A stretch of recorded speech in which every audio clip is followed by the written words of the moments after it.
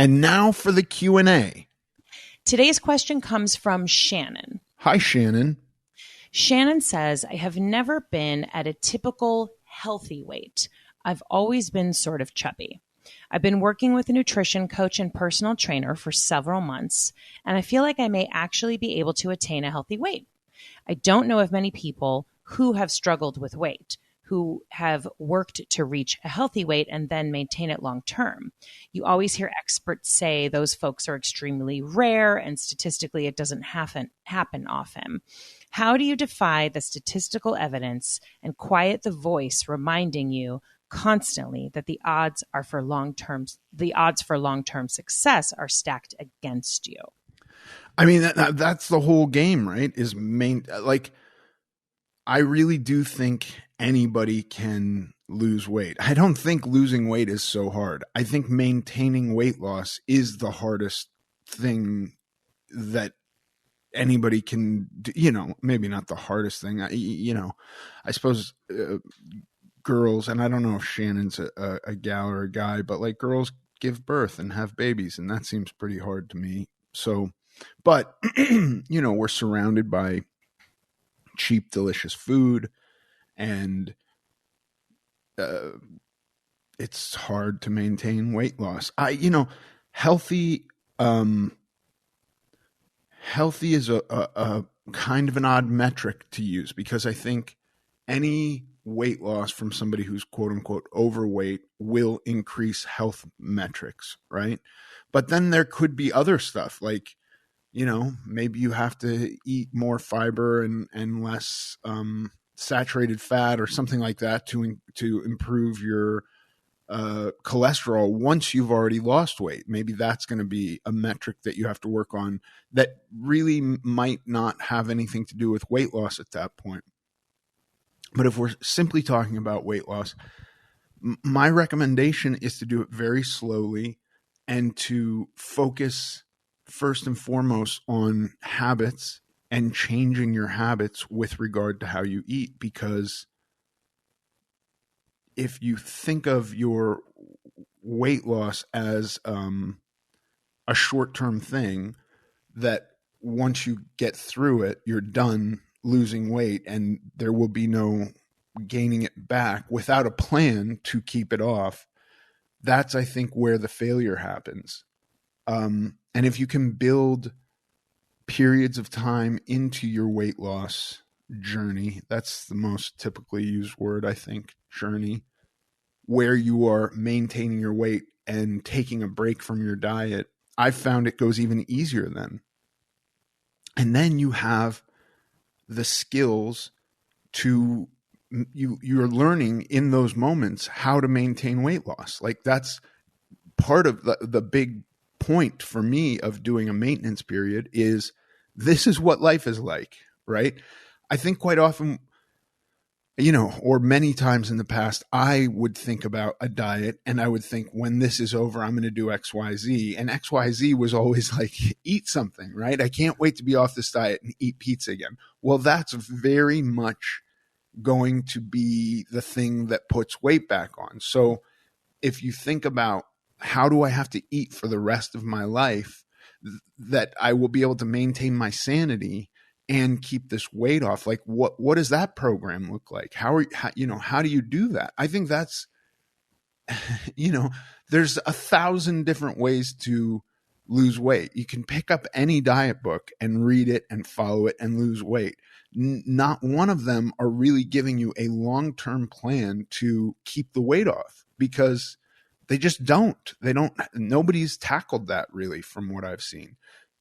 Many instances you'll hear it's lifestyle change. It really is. Like you have to change your life. And I always hated that, those words. Those words bother me still. They still make me uncomfortable as I say them, but they're very true, because the weight's coming back if you don't live your life differently. The way you were living your life caused you to gain weight. If you don't change that, just losing weight is going to do nothing in the long term. And it's kind of rough to hear, and it's a lot to think about, and a lot to consider, and a lot to confront. Many people can get like defeatist about loose skin. Just having loose skin would be like, I'm not even going to do this. It's not worth it if I have that as the result. And that's fine. I understand that feeling. I felt like that many times. And, you know, many people also don't want to have to like rearrange their entire lives. And I get it, you know. I had to do that with drugs and alcohol. And then I had to do it again with food. And I put off doing it with food for over a decade, thinking I could be the guy that didn't have to do that, wanting to be the one guy who didn't have to change everything drastically. And it turns out that's not the case for me. I wasn't that miracle guy. I had to change my life drastically.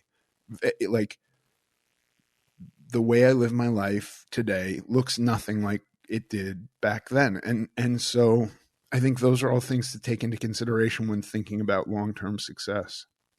I love this answer. And I love every time you remind everybody, because it's always a reminder to me, but I just like when you remind that it's like, we can lose weight. That's not the hard part.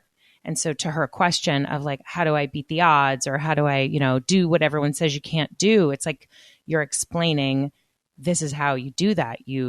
Slow and steady wins the race, and paying attention to these new habits you create and changing your life. And it is so much more than just, I'm going to lose this weight. And I know that feeling too. I'm going to lose weight and then I can eat again. Like, no, not that way, So Right. Anyway, I really love your answer. And yeah.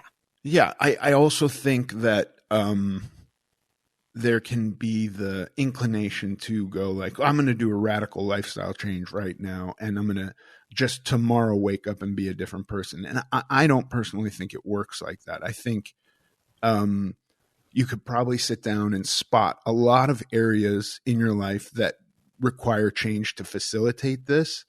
And you could go through all those and make plans for all of those things on how you're going to not do them and what you're going to do instead. Like as an example for me, it would be like, the evening would be rough for me. The day is done. I've gotten everything I need to get done. And I'm now like, I have a couple hours to relax and watch TV. And was always eating when I did that. So, we got rid of cable television. We don't have that. We watch very little TV now. I used to just be able to sit and watch TV endlessly. I do not do that anymore. And I do not eat when I watch TV. And so those are some of the little parts of my life that are very different now.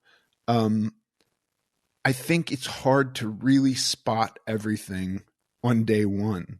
But over time, you might find like, oh, here's this other thing. I hadn't even thought of this, that every time I do X, I wind up eating Y, and that is screwing me up. And so really you have to stop doing X. And how do you do that if X is a big part of your life? How do you find a workaround to that?